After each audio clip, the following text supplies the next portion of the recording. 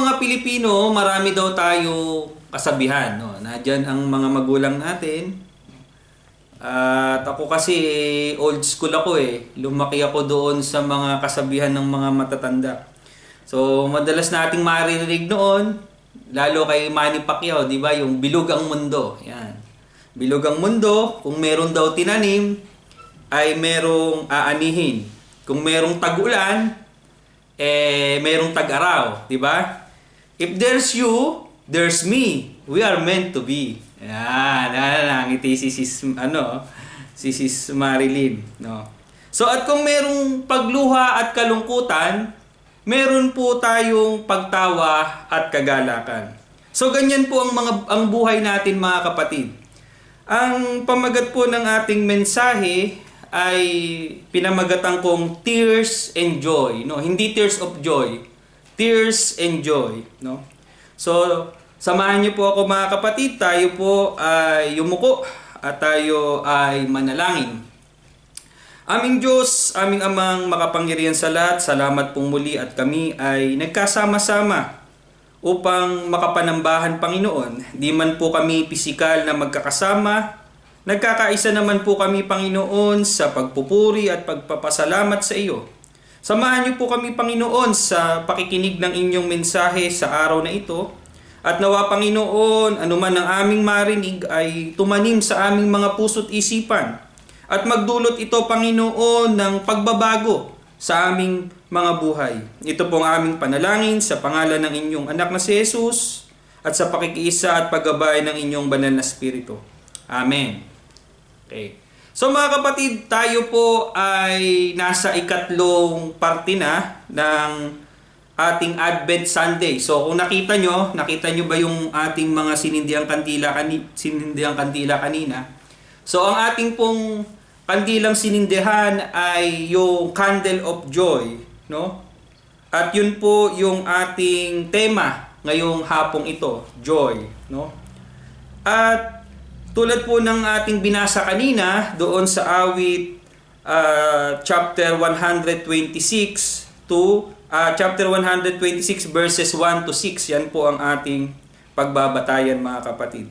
So, ang Psalm, alam natin na ito ay composed of 150, no? 150 chapters, at ito ang pinakamaraming chapter na meron ang isang aklat sa Biblia, no?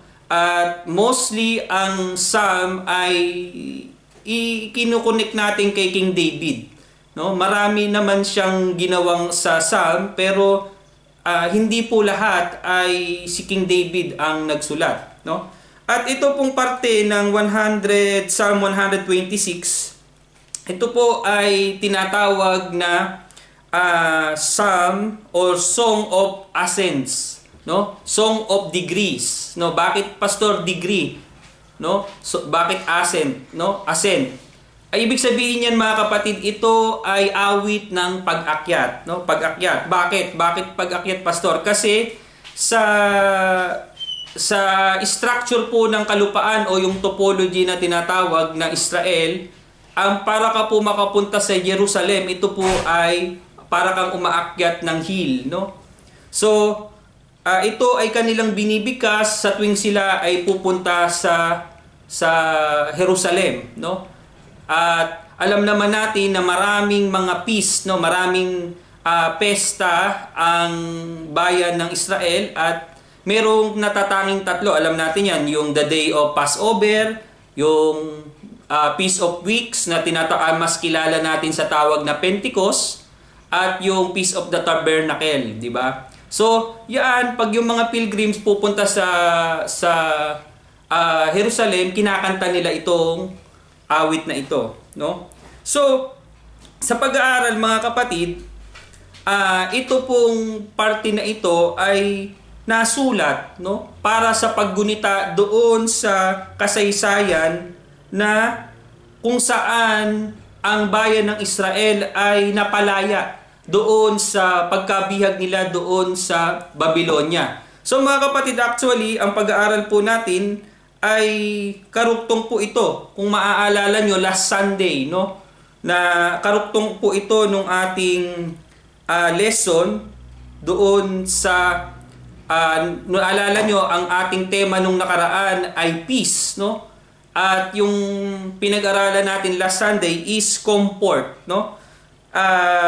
Ang sabi po, God has given back the land to Israel, so they are filled with joy.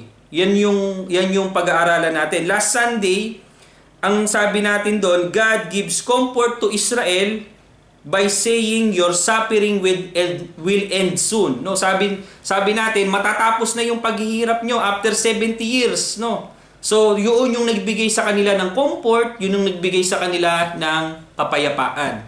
So ngayon, ang sabi ng Diyos, bibigay ko sa inyong muli ang bayan ng Israel, makakabalik na kayo. At ito po yung senaryo, no, na sila ay nadoon na at sila ay napuno ng kagalakan. So mga kapatid, ang Psalm 126 po ay nahahati, no? Nahahati ito sa dalawang parte, no? At ang una pong parte dito ay yung joyful return, no? Yung verses 1 to 3, no? Ay yung joy of return, at yung pong 4 to 6 ay tatawagin nating tears bring restoration. So, yun po yung magiging division natin mga kapatid. So, ang sabi dito, dun sa binasa natin, yung matinding kagalakan, no? Matinding kagalakan ng ang bayan po ng Israel ay makabalik doon sa kanilang sinilangang bayan, no? Yung sabi dito, isang himala o tila isang panaginip. Mga kapatid, ang pangyayari pong ito ay nangyari ng ang hari po ng Persia, no? Ang sabi natin, 'di ba, ang Jerusalem ay nasakop ng Babylonia at sila ay sabihin natin for 70 years nagkaroon ng exile, no? Ang mga tao ay dinala sa Babylon at for 70 years, no, nasakop sila. At ang Babylonia naman po ay natalo ng Persian Empire, no? Persia naman ang sumunod, no? At itong hari po dito ay si Cyrus, no? Nagkaroon po siya ng dekreto, no? Parang si konti lang 'yan, no? May dekreto ng bago, no? Pero si Cyrus the Great pa nga ang tawag sa kanya kasi talagang ano siya, imaginein mo, biro mo may minana kang mga Israelita, no, na nasakop nitong sinakop mo. 'Di ba? Tapos palalayain mo, 'di ba? Napaka-imposible nito mga kapatid, pero dito nakita natin ang pagkilos ng Diyos. Kung papaano talaga ang Diyos yung special talaga ang bayan ng Israel mga kapatid. So noong 535 nagkaroon siya ng dekreto na pinayagan niya. 538 BC, no? At dito, pinayagan niya ng makabalik yung mga Israelites doon sa kanilang bayan. So dito, basahin po natin muli para makita natin yung division, ano. So, ang sabi dito, nang lingapin tayo ni Yahweh at sa Sion ay ibalik, ang nangyaring kasaysay ay parang isang panaginip. So, it's too good to be true, no? Parang isang panaginip. Lahat tayo ay natuwa, masasayang nagsiawit. Ang sabi ng mga bansang nagmamasid sa paligid, tunay na dakila ginawa ni Yahweh para sa kanila. Dakila ngang masasabi, pambihira ang ginawa, kaya naman kami ngayon nagdidiwang tuwang-tuwa. So mga kapatid, imagine niyo, sino ang hindi matutuwa nun? Biro mo, kung 70 years ang captivity, malamang pinanganak ka doon sa time na yon, o kaya matandang-matanda ka na nung babalik ka sa bayan ng Israel, di ba? So, sino ang hindi matutuwa na pagkatapos ng matinding paghihirap, pananakop, ikaw ay makakabalik na, no? Ay isipin niyo na lang yung 'di ba? Tayo kung halimbawa 10 years na hindi nakauwi, 'di ba? Pag nauwi ka sa Pilipinas, pagbaba ng eroplano, gusto mo halikan yung lupa 'di ba?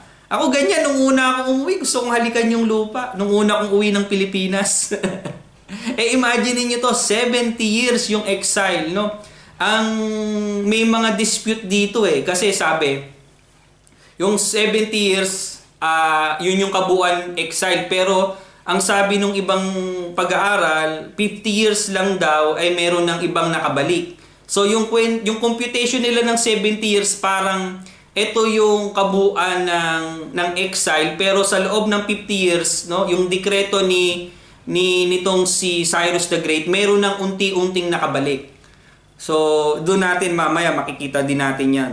So dito mga kapatid, ang nakikita natin dito, ang sabi, pati daw yung mga bansa sa paligid, no? Imagine niyo na maraming bansa na nakapaligid sa bayan ng Israel. Nakita nila ito. Nakita nila yung kabutihan ng Diyos, kasi mga kapatid, napaka-unlikely nito. Imagine niyo nasakop na ng Persia, tapos biro mo may libre ka ng alipin, 'di ba? Nung araw, pag nasakop mo, alipin mo sila Pero mo may libre ka ng alipin, no? Isang lipi na pwede nilang gawing slave din, ipagpatuloy kung ano yung ginawa ng Babylonia sa bayan ng Israelita. Pwedeng ituloy ni Cyrus 'yon. Pero mga kapatid, 'di ba? Napaka-unlikely na nangyari na ito, napapakawalan niya na lang ng ganun-ganun. So, maging ang mga bansa na katabi mga kapatid ay talagang na-amaze, no? Talagang totoo ang Diyos ng mga Israelites, no? Talagang ang Diyos nila ang makapangyarihan, talagang ang Diyos nila ang totoo. So mga kapatid, sa panahon ba ng mga tagumpay, no? Ano naman yung relasyon natin dito? Ano yung relation nito sa ating mga buhay? Mga kapatid, sa panahon ng tagumpay at kagalakan, no? Napapupurihan ba ang Diyos sa mga ginawa niya sa atin? Nasasaksihan ba ito ng iba dahilan upang maging mabuting patotoo ang ating mga buhay? So, tuloy po natin doon sa verses 4 to 6 naman. Ang sabi natin doon sa ating division, ito ay tears brings restoration. Bakit? No, bakit natin nasabi? Ang sabi po, but while the return was cause for celebration. Siyempre, nung sila'y bumalik, natuwa sila. Pero mga kapatid, nung sila ay bumalik, may mga suliranin, may mga problema silang kinaharap. Imagine niyo po, no? Ang sabi natin nung panahon ni Moises, di ba? Inalis sila galing ng captivity, di ba? Ang populasyon po ng Israelites noon, nung after 40 years, umabot po sila ng almost 2 million. Imagine niyo na almost 2 million sila. Tapos, etong setting natin na ito, matagal na panahon pa, nagkaroon na ng hari, si Haring Saul, si Haring David, si Haring Solomon, no? So, nasakop sila ng Babylonia doon sa kapabayaan ng anak ni Solomon, no? So, ang haba na ng panahon mga kapatid.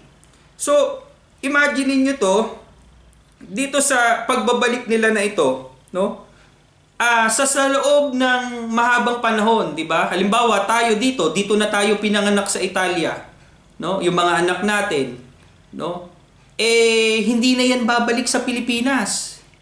Ganon din po yung nangyari, no? Sabi natin kanina, maraming populasyon, bagamat pinakawalan na sila ni Haring Cyrus, hindi po lahat ay pumili na bumalik. May mga naiwan pa. So, nakita natin dito na hindi naging solid, no? May naiwan kasi syempre baka nakapag-asawa na din sila doon sa Babylonia, buong buhay nila doon na sila, naging habitwato na sila doon sa kultura doon.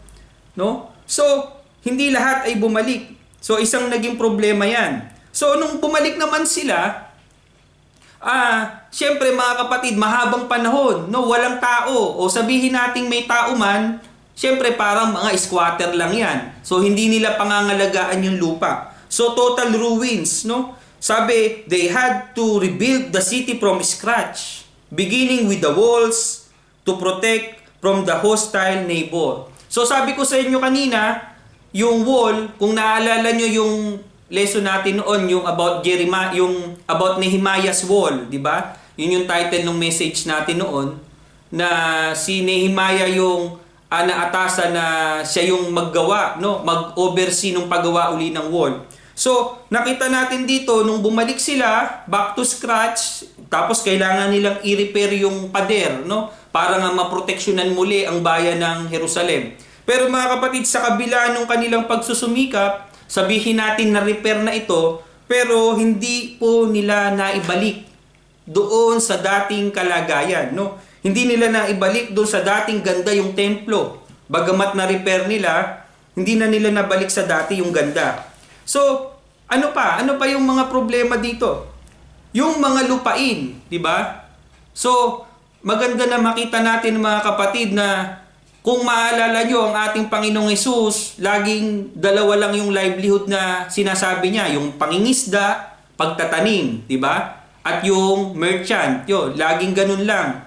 So, ang karamihan ng kinabubuhay ay pagtatanim. So, yung bukid nila, yung farmland nila mga kapatid, imaginein 50, 70 years na walang nag-aasikaso ng lupa. Imaginein yun, di matinding effort na ang kailangan para maibalik doon sa dati, di ba? Kung sabihin natin dati, nabubungkal ng maayos, naaalagaan ng maayos yung lupa, sobrang tagal na walang tao, no? So, kailangan nilang asikasuin uli, matinding effort. So, dito mga kapatid, makikita natin in verse 4, sabi dito, kung paanong inulan itong mga tuyong batis sa sariling bayan namin, Yahweh, kami ay ibalik. Doon sa English, nakita natin to, restore our fortune, Lord, like the stream in the Negev. No? Ano ba yung Negev? Pag tiningnan natin yan, mga kapatid, ito ay desert, no? At malaki ang nasasakop nitong desert of Negev. At sana nga, loobin ng Panginoon, makita natin ito pag pumunta tayo sa Israel, ano? Ang sabi dito, the name Negev means dry land in Hebrew. But the Bible sometimes uses the term to refer to the South Country. So, kaya yung ibang translation natin sa Tagalog, ang nakasulat, Katimugan, kasi South Country, ano?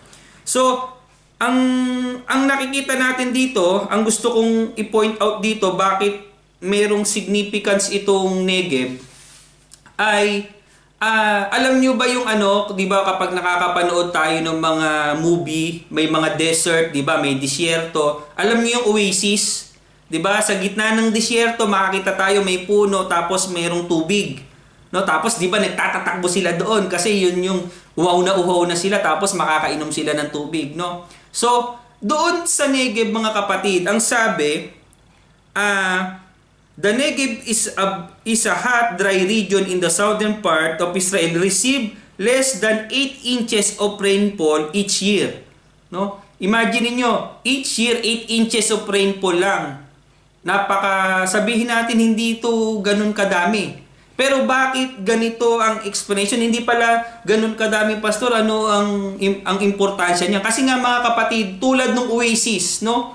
Sa gitna ng disyerto, kapag umulan mga kapatid, ang Negev ay nagsisilbing parang basket ng tubig, no? Dahil bato ang ilalim nito mga kapatid, kapag umulan diyan, nananatili ang tubig, hindi sinisipsip ng buhangin, no? So, yun yung explanation dito na kapag may tubig mga kapatid, 'di ba? Water symbolizes life, 'di ba? Yung water is refreshment. So, ito ay nagsisilbing blessing sa kanila, no? So, sa agrarian society mga kapatid, bakit natin kailangan makita, no, yung lagi kong sinasabi sa inyo sa pag-aaral, dapat alam natin yung sitwasyon nila, alam natin yung setting, alam natin yung lugar na kung saan sila, di ba? So dito sa agrarian setting natin, sa agrarian society, no? bakit mahalaga yung mga pagtatanim, yung pag-aararo, yung mga manpower? Kasi alam nyo ba mga kapatid, 100 years ago, no? Ito ay base sa mga pag-aaral, no? 100 years ago, ito sa Amerika yung ano natin kasi dollar eh. Ang sabi, 100 years ago daw, before the industrial era, kung meron ka daw anak, no? May isang anak kang lalaki, ang halaga daw ng manpower na makocontribute niya is $25,000. Imagine ganun kalaki $25,000 mula nung siya ay magbinata hanggang sa bago siya mag-asawa. So, yun yung maitutulong niya sa kanyang pamilya. Kaya, kung ang tao noon, ang pamilya ay maraming anak, kung ikaw ay may 10 anak, no? 'Di ba? 10 anak mo na puro lalaki o may kababaihan man, pero sabihin natin malalakas sila at nakaka-contribute. Imagine niyo 25,000 ang contribution nila doon sa pamilya. So, mayamang maituturing ang pamilya na maraming anak noon. Pero ngayon, 'di ba? So, lumabas na ang industrial era, hindi na kailangan ng masyadong manpower.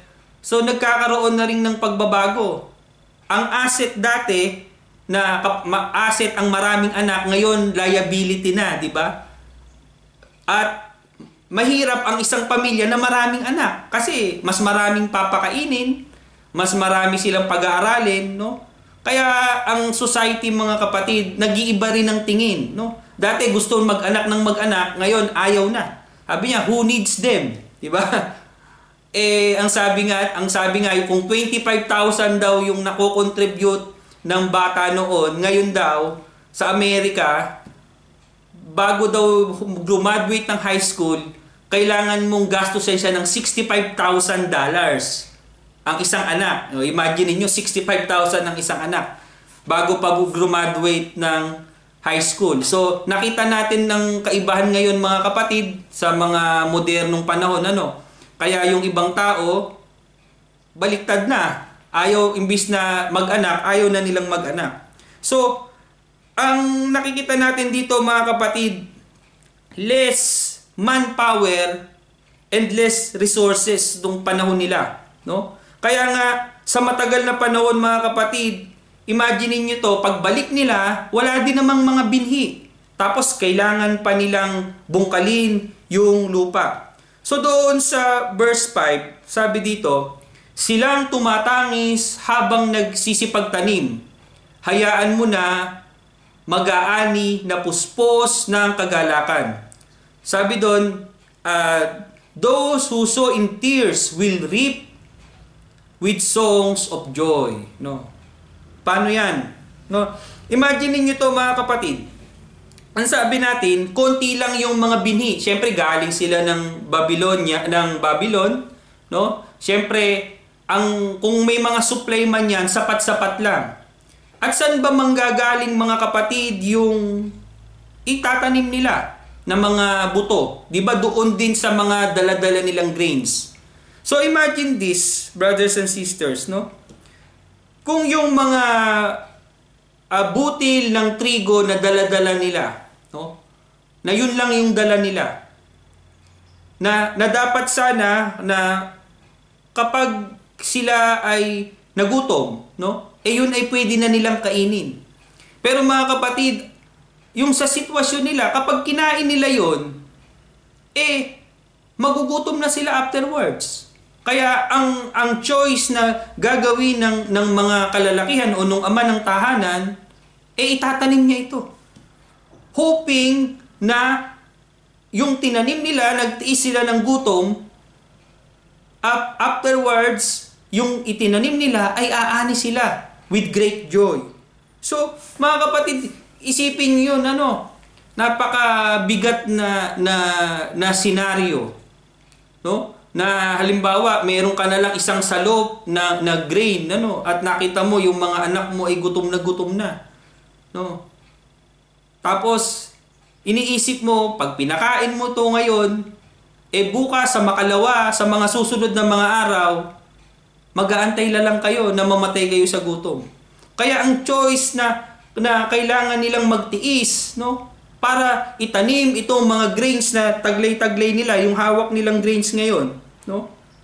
Ay napakabigat isipin nun.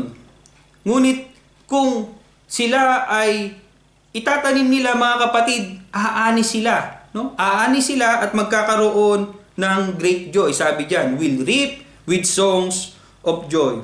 So, alam natin, mga kapatid, na kapag may itinanim, no, merong aanihin, di ba? Kung ano yung tinanim mo, siya mong aanihin. Akala natin kasabihan lang yan. Pero sa pagbabasa ng Biblia, hindi natin alam na napakarami palang kasabihan na nasa Biblia. Maging itong kung anong tinanim siyang aanihin. Alam nyo ba, sa Galatians 6:7, matatagpuan to. Sabi ni Pablo, huwag ninyong lilangin ang inyong sarili. Hindi maaaring tuyain ng Diyos dahil kung ano ang tinanim ng tao, yun din ang kanyang aanihin. No?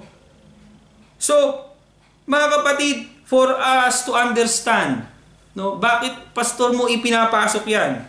Ano ang relasyon niyan sa ating spiritual na buhay? No? For us to understand the spiritual relationship, brothers and sisters, we must understand the physical scenario. No? Makita natin kung ano yung talagang nangyayari sa totoong buhay. Doon sa pag-aaral, no, siguro yung iba sa atin, narinig na yung salitang hermeneutics. No? Hermeneutics. No? What is hermeneutics, pastor? To define this, it is the branch of knowledge that deals with the interpretation of the Bible. No? So, kailangan kung tayo ay tapat sa pag-aaral ng Biblia, alam natin itong hermeneutics na ito. At alam nyo ba, sa hermeneutics mayroon pong isang batas, mayroong law na tinatawag na ang tawag po ay expositional constancy. No? So, sa mga nagtitake notes dyan, no? Expositional constancy. Anong ibig sabihin niyan, pastor? Di ba maraming parables ang ating Panginoon, no? Nakita natin yung parable of the wheat and tares, parable of the sower, at nakita natin doon na ini-explain ng ating Panginoon. So, nakita natin doon na in-explain niya, the seed is the word of God, no? At yung sabi din niya doon sa ibang parables, yung leaven o yung lebadura ay sumasalamin doon sa kasalanan, no? Represent sin. So, ano itong expositional constancy? From the word constant. Yan, lagi kong sinasabi sa inyo para matandaan nyo ang mga terminology from the word constant, no? Pag nakarinig kayo ng seed sa Biblia, ang nire-represent nito, mga kapatid, is word of God, no? So yun yung constant. Pag nakarinig kayo ng leaven, libadura, it represents sin. So kahit saan verse kayo makakita ng ganyan, it is constant. Yun ang meaning niya. Seed is the word of God, yung libadura is sin. So marami pa yan, no? So ang sabi natin, seed represents life, like the word of God, no, represent life, no? So nakita natin dito yung relationship na doon sa kanilang pagtatanim, doon sa senaryo na agrarian society.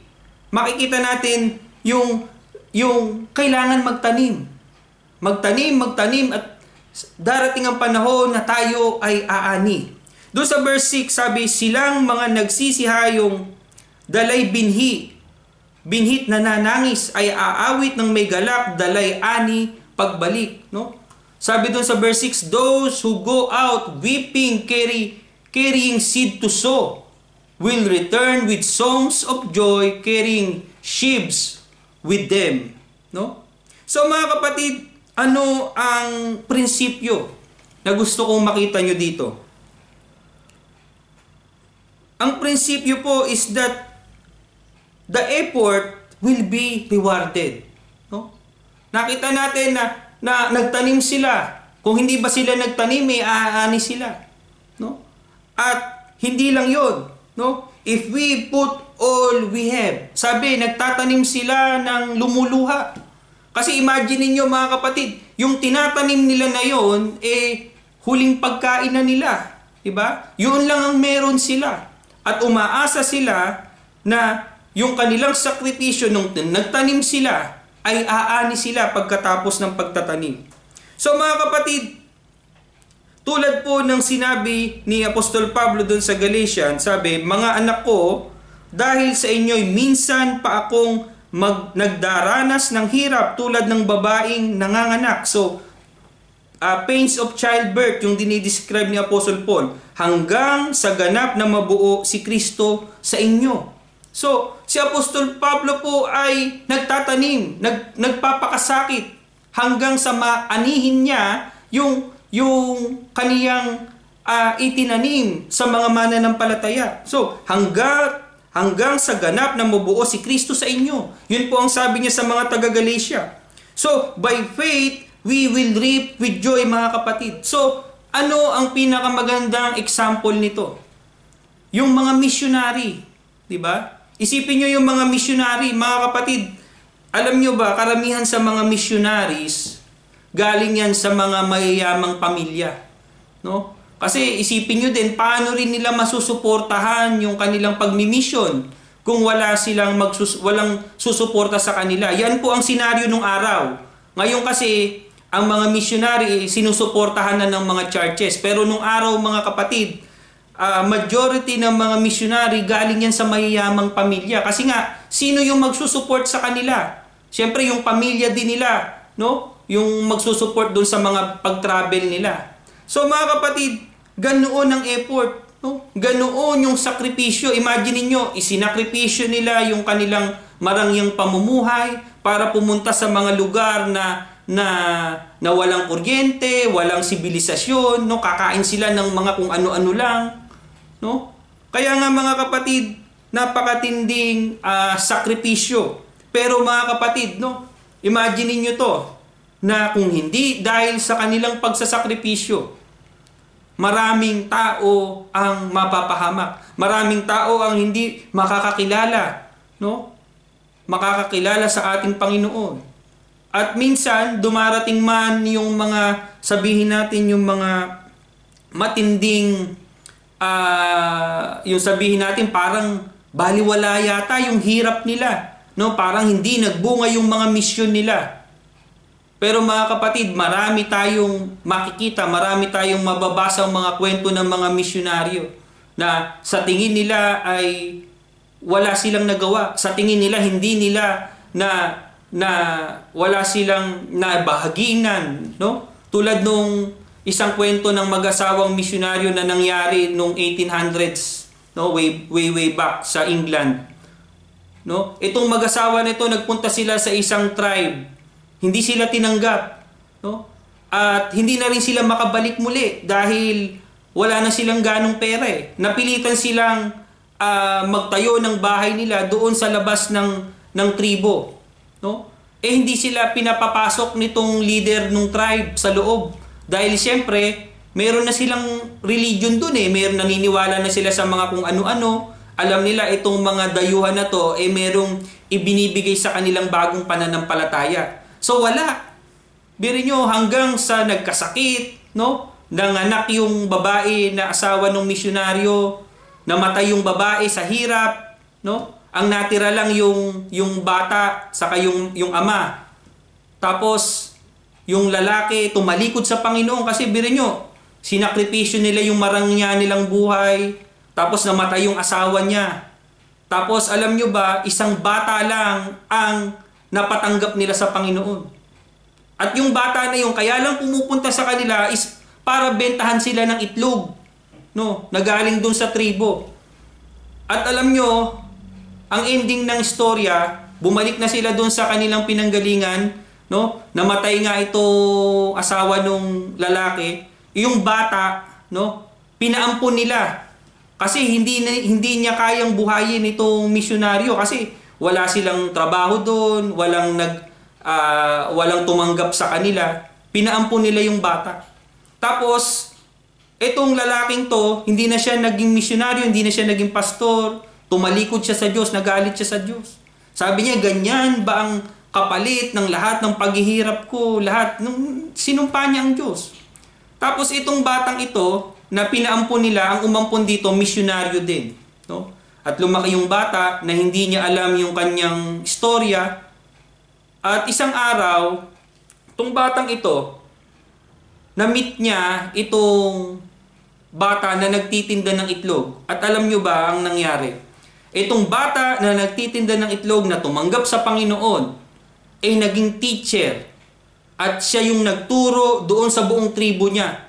No? Napatanggap niya ang buong tribo. Naging mananampalataya. Nagkaroon ng isang malaking church doon sa lugar nila. Ganoon, mga kapatid, no, na akala ng pamilyang ito na nabaliwalang lahat ang kanilang pagsusumika, paghihirap nila para sa Panginoon. Pero napatanggap nitong batang nagtitinda ng itlog, no? At naging isang sikat siya na evangelist doon sa lugar nila, isang sikat na teacher, no? At ngayon, na-meet nila, kilala mo ba itong si ganito, no? Alam nyo ba ang sabi nung siya yung nagpakilala sa akin sa Panginoon, no?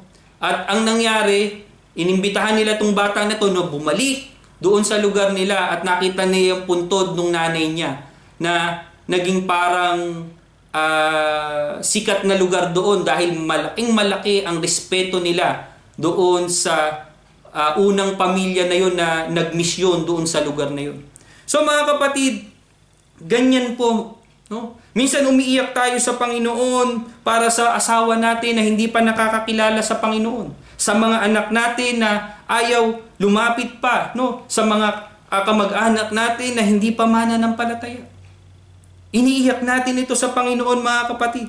Ngunit tandaan po natin na ang lahat ng luha natin, mga kapatid, ay maaaring mag-ani at palitan ng kagalakan ng Diyos. Ngayon, mga kapatid, how I wish, wish ko lang na tayo sanang mga mananampalataya, no? Usong-uso yung sa Facebook yung sana all. Yan, di ba? Sana all. No, sana all, mga kapatid, na kapag Kristiyano ka, tuloy-tuloy yung pagganda ng buhay. Sana kapag Kristiyano ka, hindi ka magkakasakit. Sana kapag Kristiyano ka, hindi ka makakasa integrasyon, hindi ka magkakaproblema sa pera. Pero mga kapatid, ang katotohanan po, luluha at luluha tayo. Pero ang kaibahan po ng mga taong merong Diyos, pinapanumbalik niya tayo. Tulad po nung nakita natin dito, na sa kabila nung kanilang dinatnan, no, God is restoring them. Madalas po sa ating mga buhay, mga kapatid, kailangan muna nating lumuha. Kailangan muna nating masaktan. Kailangan muna nating masira, no, bago tayo muling buuin ng Diyos. We must be broken first before God can restore us. Yan po ang kalagayan natin, mga kapatid. Malungkot man dahil sa COVID, no? For sure, sasabihin nyo sa akin, Pastor, sigurado ako, mas masaya ang Pasko noon kaysa sa Paskong darating. Totoo hindi? Totoo. Diba? Mas masaya noon ang Pasko kaysa yung Paskong darating. No? Dahil dito sa mga restriction, dahil dito sa pandemic na ito, no? Pero mga kapatid, kung iisipin natin ang mga paghihirap, no, ang mga naranasan natin tong taon na ito, sabihin natin, Pastor, siguro sa lahat ng taon na nabuhay tayo, no, sasabihin natin ang daming nasayang tong taon ng 2020. No? Ang dami nating hindi nagawa, no? Ang daming mga nasirang plano, no? Ang daming euro na sana kinita, no? Hindi kinita, no? Pero mga kapatid, ipinakikita lang ng Diyos sa atin na ang ating kaligayahan ay hindi nakabase doon sa kapaligiran natin. No? Hindi nakabase doon sa mga bagay na meron tayo. Kasi alam naman natin mga kapatid, pansamantala lang lahat. No? Hindi natin sinasabi na kung Kristiyano ka, magtiis ka. No? Hindi ganun yung ating itinuturo. No? Hindi porket mananampalataya ka, nakatadhana ka ng maghirap. Hindi po ganun ang tinuturo ng Biblia. Kaya nga po mga kapatid, ang magandang makita natin dito, na sa panahon na dumaranas tayo ng krisis, no? Ang krisis ay pansamantala lang. Tulad lang, nakita natin ang cycle, di ba? Luluha, no? Magagalak, i-restore, no? Tapos luluha, magagalak, i-restore. Di ba? Paulit-ulit ang mundo, no? Sabi, gulong ng palad, di ba? Yan yung, ano ba yan? Yan yung mga teleserye nung bata ako eh. Pero mga kapatid, kidding aside, no? Iingatan po tayo ng ating Diyos at i-restore, no? At ano man yung mangyari, no? Maging masagana man, no? Maging sapat, no?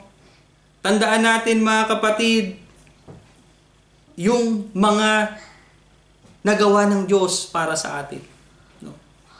Kaya minsan nakikita natin, no, na ikukumpara natin, sabi natin, the great old days, the good old days, no, yan yung madalas nating naririnig. Buti pa nung araw, kasi naikukumpara natin mga kapatid.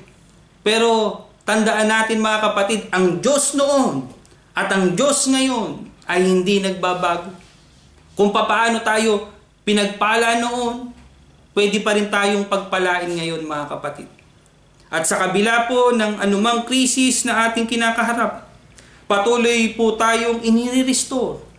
Marahil meron lamang gustong ituro sa atin ng Diyos tulad ng pagtuturo niya sa bayan ng Israel.